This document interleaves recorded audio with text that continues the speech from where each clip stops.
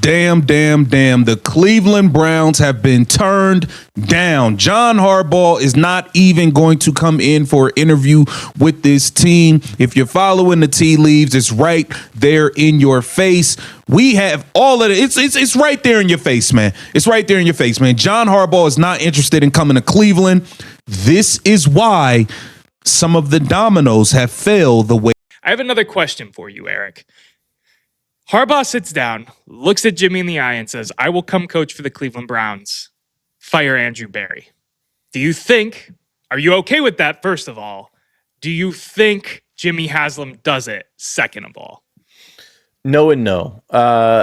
It's not that I have an attachment to Andrew Berry. It's that I don't, as an owner of something, as the man in charge, I don't let anybody come in and dictate a term like that to me. That's indicative of how that reign of coach is going to go, and that's not a positive thing. That said, I've talked about it where we need our coaches a little more headstrong and less just taking orders from the top.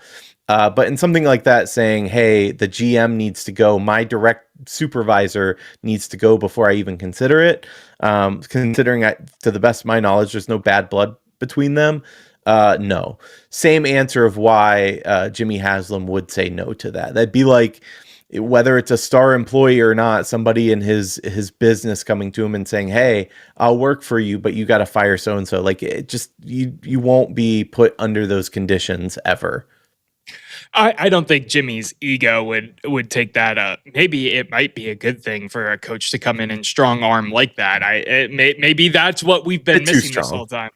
Well, is it though? Because you hear rumors of like when Josh McDaniel came here for his interview and he basically said, we need to clean house, start over. And he's underneath that Bill Belichick mindset. And I know Josh hasn't had a great track record as a head coach in the NFL prior, but you think of things like that. Jimmy is so well-intended, guys. Jimmy's not intentionally screwing this up. Jimmy wants to win more than anybody because his name is the one getting slandered and thrown through the mud here. I think Jimmy, finally, the clarity has hit him. Well, we were not bad when Dorsey was making the picks. And when the new King Scout came in and started telling everybody who we were going to draft, we went in the tank. And last year, I empowered Andrew, this is your draft. Make it a good one. Yeah. And I know you disagree with that, Bull, but and I don't know that we'll ever find out. We won't. But to me, that just puts all the blame on DePodesta, and that would be great if that were the case, but I just don't buy that. I think he's I've sat here in this chair for 3 years. Yeah. And I've said outside of Jimmy Haslam, the single biggest person to blame for this train wreck is the boogeyman. We named him the boogeyman because we don't know what he does. I just think Andrew Berry's as much to blame as DePodesta. I don't know. John Harbaugh just delivered the biggest slap in the face Jimmy Haslam has ever received, and it's all because of Shedeur Sanders. The legendary coach won't even step foot in Cleveland for an interview, and behind the scenes, the reason is becoming crystal clear.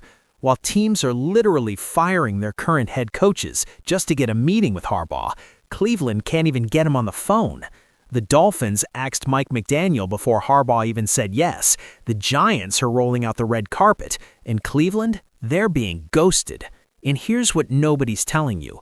The one thing every elite coaching candidate is asking about Cleveland is the same question. Do I really want to stake my legacy on developing Shedeur Sanders? And apparently, John Harbaugh's answer is a resounding hell no. What's happening right now in NFL coaching circles is exposing something much bigger than just one rejected interview. The Miami Dolphins have already been in contact with John Harbaugh before they made the decision to get rid of Mike McDaniel. And if he did not want to go there or have serious interest, they would have never fired Mike McDaniel. Pay attention now. Pay attention. Just kind of see what was the temperature. This is what Brian Harlan said. And look, I need you to understand how brutal this is for Cleveland, because what just happened isn't normal. This isn't a coach politely declining after an interview. This isn't a situation where they had mutual conversations and decided it wasn't a good fit. This is a Hall of Fame level coach saying, I don't even want to waste my time having a conversation with you. And everybody in NFL circles knows exactly why. Let me walk you through what just went down, because the timeline on this is absolutely devastating for the Browns. Adam Schefter went on the Pat McAfee show and dropped a bomb that most people didn't catch. He said there were a couple of teams with active sitting head coaches that reached out to John Harbaugh. Stop right there. Active sitting head coaches? That means teams that still had a head coach employed were already making calls to Harbaugh to see if he was interested before they even pulled the trigger on firing their guy. You know what that's called? That's called tampering in the most blatant way possible. But nobody cares because when a coach of John Harbaugh's caliber becomes available, all the rules go out the window. Teams are willing to risk everything just to get a meeting. And one of those teams, the Miami Dolphins. The Dolphins didn't just reach out to Harbaugh, they had full conversations. They checked the temperature. They got confirmation that he was at least interested enough to consider Miami. And then, and only then, did they fire Mike McDaniel. Think about that for a second. Mike McDaniel, the offensive genius who took Tua Tagovailoa and made him look like an MVP candidate for 2 straight years. The guy who put up 70 points on defenses. The coach who had Miami as one of the most exciting offensive teams in football just 2 years ago. They fired him without hesitation because they knew they had a shot at Harbaugh. The analyst breaking this down said it perfectly. If he did not want to go there or have serious interest, they would have never fired Mike McDaniel. Pay attention now. Pay attention. So we know Miami is in serious play. We know the Giants are rolling out the red carpet because they already have a vacancy, and the Mara family has connections to the Harbaugh family going back decades. We know multiple teams with elite quarterbacks are making calls. And then there's Cleveland. Cleveland, who also reached out. Cleveland, who also expressed interest. Cleveland, who probably offered to make Harbaugh one of the highest-paid coaches in NFL history. And you know what John Harbaugh said? Nah, I'm good. He won't even come in for an interview. If you want to make sure that you keep Jim Schwartz in the building, you might have to do it another way. So I think that's part of it.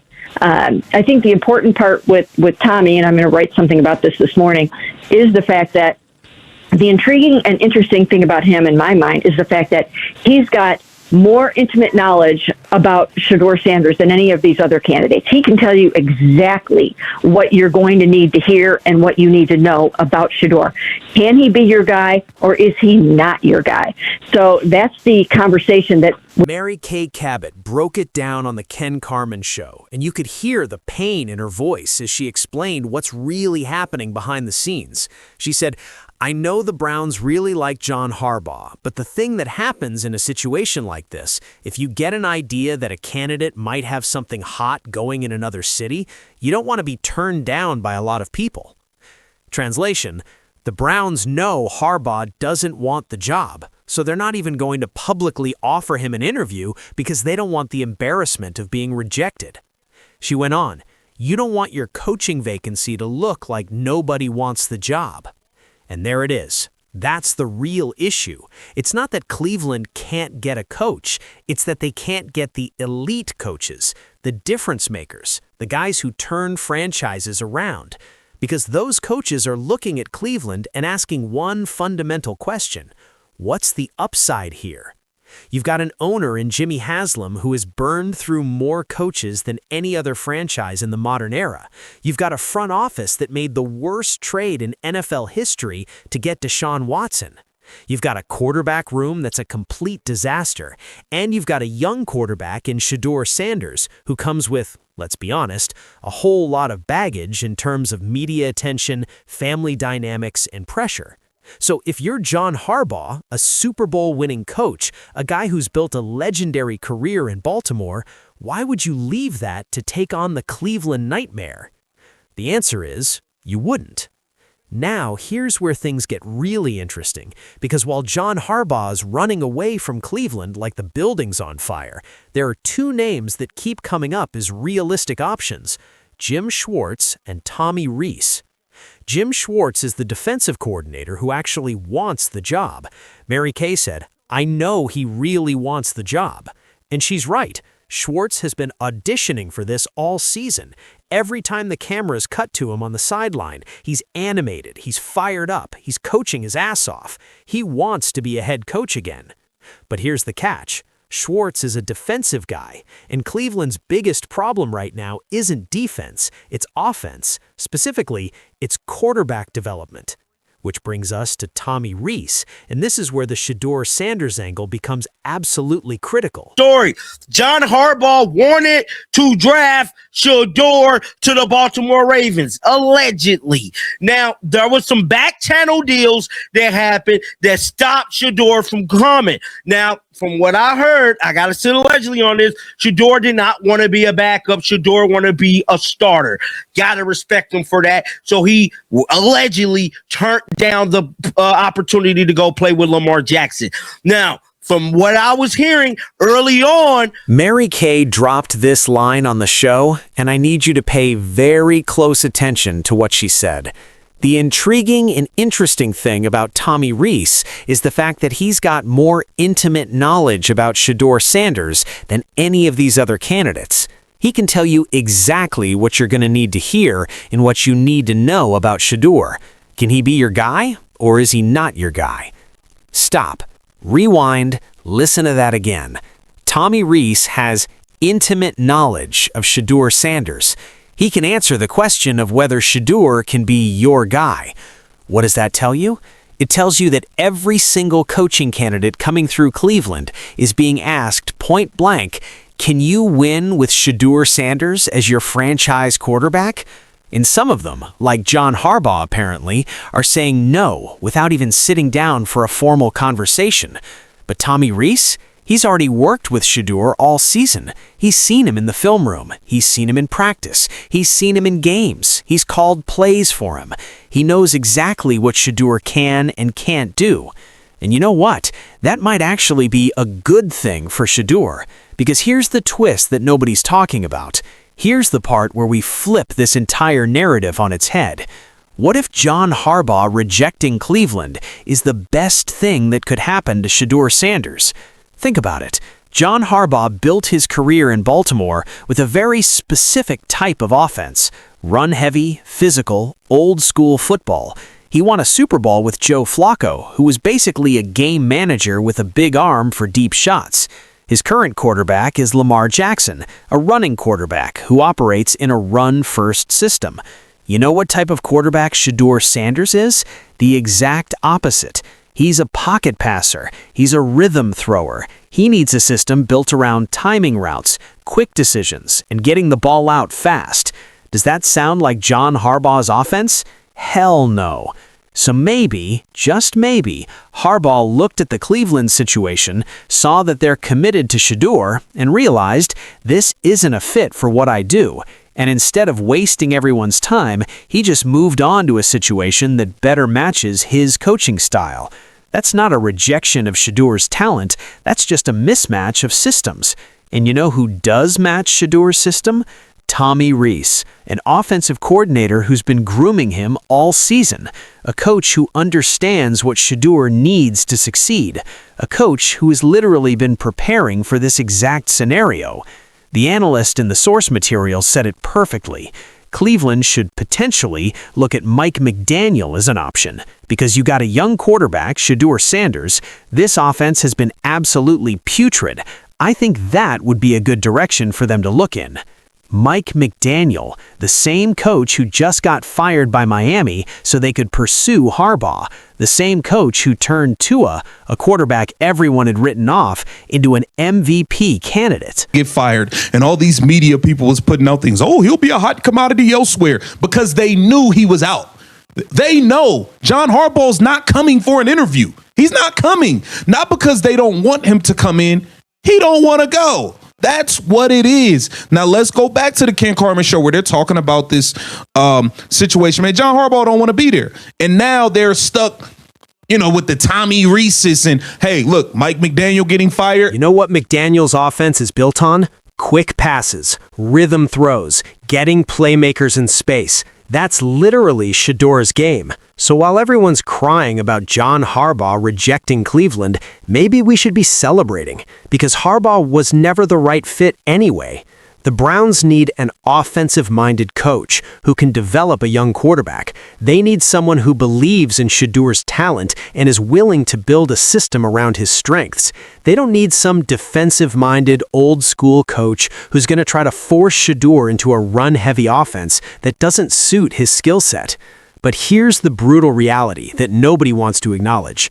The reason elite coaches are running from Cleveland has nothing to do with Shedeur Sanders. It has everything to do with Jimmy Haslam. Mary Kay said it herself, you don't want to be turned down by a lot of people. The Browns are so desperate to avoid public embarrassment that they're not even offering interviews to candidates they know will say no. That's not a franchise issue. That's not a quarterback issue. That's an ownership issue. Jimmy Haslam has created such a toxic environment in Cleveland that Hall of Fame coaches won't even take a meeting. He's hired and fired so many coaches that the position has become a career graveyard. He's made so many disastrous decisions, from the Deshaun Watson trade to the constant front office turnover, that Cleveland is now considered one of the worst jobs in professional football. And Shedeur Sanders is supposed to be the scapegoat for that? Get out of here with that nonsense. The Dolphins fired their coach to pursue Harbaugh. The Giants are rolling out the red carpet. Multiple teams are making moves, but Cleveland can't even get in the room. And it's not because of their young quarterback, it's because of their old owner. So here's what's really happening right now. Cleveland is going to end up with either Jim Schwartz, Tommy Rees, or maybe they'll make a play for Mike McDaniel. And you know what? Any of those three options would actually be better for Shedeur than JohnHarbaugh ever would have been. Schwartz brings toughness and accountability. Rees brings intimate knowledge of Shedeur's game and a relationship built over an entire season. McDaniel brings offensive creativity and a proven track record of developing quarterbacks. Those are coaches who would embrace the challenge of developing Shedeur. Those are coaches who see him as an asset, not a liability. JohnHarbaugh, he's 62 years old. He's set in his ways. He's built a Hall of Fame career doing things a certain way, and he's not about to change his entire offensive philosophy for a 22-year-old in Cleveland. And that's fine. Nobody's saying Harbaugh's wrong for choosing a different opportunity. Nobody's saying he's scared or soft or anything like that. But let's also not pretend this is some massive indictment of Shedeur Sanders, because it's not. This is about a legendary coach making a calculated career decision. He's looking at ownership, he's looking at the overall situation, he's looking at the roster, and he's saying, I can do better elsewhere. And for Shedeur, that might be the best news he's heard all season, because now Cleveland has to go find a coach who actually wants to be there, a coach who sees Shedeur as the foundation to build around, not an obstacle to overcome. The analyst said Tommy Rees has intimate knowledge of Shedeur and can answer whether he can be your guy or is he not your guy. You know what I think Tommy Rees's answer is going to be? I think he's going to say yes. I think he's going to tell the Browns that Shedeur has franchise quarterback potential, that he just needs the right system and the right development, and that he's the guy to provide it. And if Cleveland is smart, which, let's be honest, is a big if given their track record, they'll listen. Because while JohnHarbaugh is off choosing between Miami's beaches and New York's bright lights, Shedeur Sanders is in Cleveland grinding, working with Tommy Rees, studying film, getting better every single day. And when the dust settles on this coaching search, when all the headlines about Harbaugh's rejection fade away, Shedeur is going to be standing there ready to prove every single doubter wrong. So here's my question for you. Is JohnHarbaugh rejecting Cleveland really about Shedeur Sanders, or is it about an ownership group that's destroyed their own reputation? And would you rather have a coach who's desperate to work with Shedeur, or one who had to be convinced? Because from where I'm sitting, Cleveland just dodged a bullet. They don't need JohnHarbaugh. They need someone who believes in their young quarterback and is willing to build something from the ground up. If you want to stay ahead of all the coaching carousel drama and find out who actually ends up in Cleveland to work with Shedeur, hit that subscribe button right now. We're bringing you the real story behind the headlines. Drop a comment and let me know, is this rejection a blessing in disguise for Shedeur, or does it prove the doubters right? Let's talk about it.